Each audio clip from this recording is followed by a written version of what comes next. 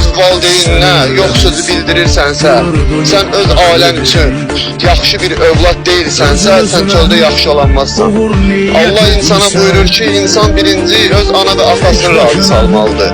Başa düşdün? Kişi öz evinin içində hər şeyi abes-tibet eləməlidir.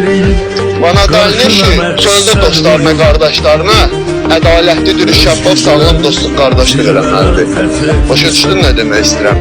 Yəni bu şeylərdə mən qadam insanlara təmiz qəlblə, sağlam fikirlərlə yanaşın. İnsanların fikirlərinə hörmətlə yanaşın. Bugün biri sizdən zəifdir, sənin qolun gücü var, onun qolun gücü yoxdur.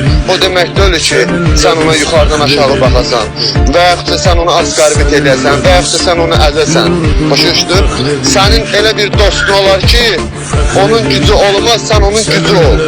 Sənin elə bir dostun olar ki, onun danışmağa zehni olmaz, qabiliyyəti olmaz.